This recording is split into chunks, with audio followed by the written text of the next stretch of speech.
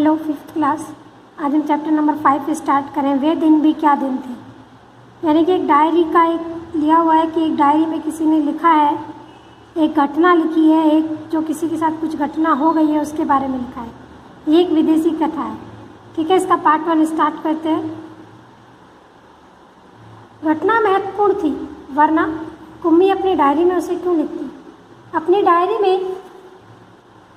उसने 17 मई सन 2155 की रात को लिखा, आज रोहित को सचमुच की एक पुस्तक मिली है।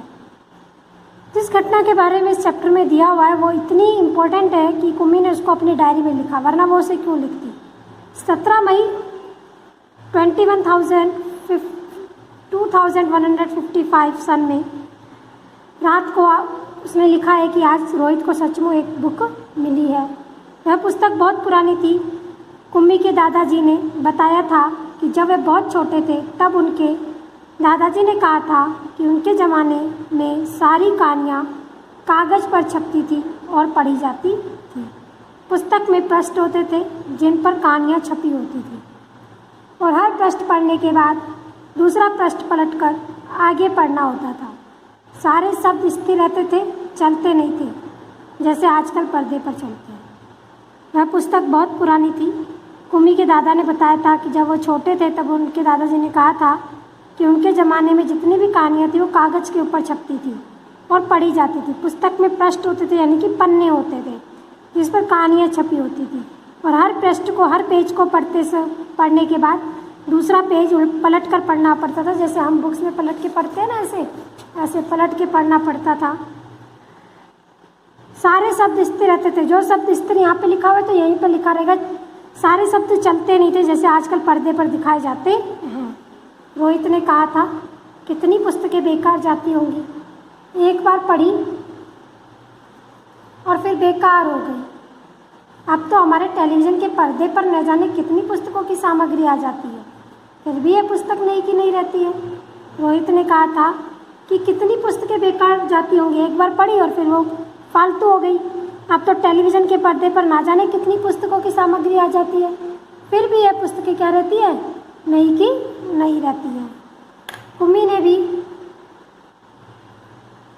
भी रोहित की हाँ में हाँ मिलाई। फिर पूछा, तुम्हें यह पुस्तक कहाँ मिली। कुम्मी ने रोहित से पूछा कि तुम्हें पुस्तक कहाँ मिली।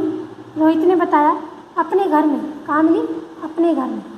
एक पुराना डिब्बा कहीं दबा पड़ा था, उसी को फेंक रहे थे कि उसमें से एक पुस्तक मिली।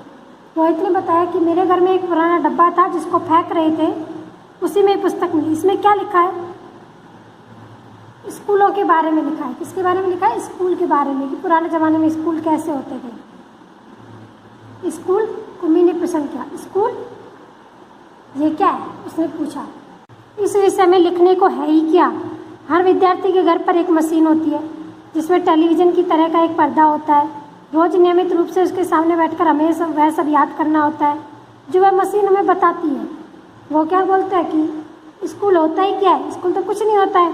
हम लोग हर घर में एक मशीन होती है जिसमें एक टेलीविज़न की तरह एक पर्दा होता है और उसके ऊपर रोज़ समय पर उसके सामने बैठते हैं और इसमें जो आता है उसको याद करना होता है और हमें वही याद करता है जो मशीन हमें बताती है। सारा ग्रह करके दूसरे दिन उसी मशीन में डाल देना होता है। हमारी गलतियाँ बताकर फिर वह हमें समझाती है। सारा ग्रह करके इस मशीन में हम डाल देते हैं, फिर ये हमें बताती है कि हमारी गलतियाँ बताकर हमें समझाती है। फिर एक विषय पूरा होने पर वही मशीन हमारी परीक्षा लेकर हमें आगे पढ़ना आरंभ कर देती है। एक जैसे हम लोग अभी ऑनलाइन पढ़ाई कर रहे हैं ना, उसी के बारे में बोल रही है। एक विषय पूरा करने पर वही मशीन हमारी परीक्षा लेती है उस विषय की और फिर हमें आगे पढ़ना शुरू कर देती है। कहते कहते कुम्मी थक गई थी। ये सब बताते बताते कुम्मी थक गई। अंत में बोली, कितना उबाऊ होता है सारा स्कूल का काम। अंत में वो बोली, कितना थकान वाला, उबाऊ मतलब थकान वाला, बोरिंग काम होता है स्कूल का। रोहित मुस्कुराते हुए उसकी बातें सुन रहा था। उसके चुप होते हुए बोला, अरे जैसे स्कूल का वर्णन इस पुस्तक में वैसे भिन्न होता था। रोहित मुस्कुराते हुए उसकी बातें सुन रहा था और उसके चुप होते हुए बोला, अरे जैसा इस स्कूलों के बारे में वर्णन मतलब बारे में इस पुस्तक में लिखा हुआ है ना, वो बहुत अलग होता था। इसमें तो उन स्कूलों के बारे में लिखा है जो सदियों पहले होते थे, इनमें तो उन स्कूलों के बारे में लिखा है जो 100 वर्ष पहले होते थे। कुम्मी के मन में कुछ उत्सुकता जगी। कुम्मी में को एक्साइटमेंट आने लगा कि क्या होगा।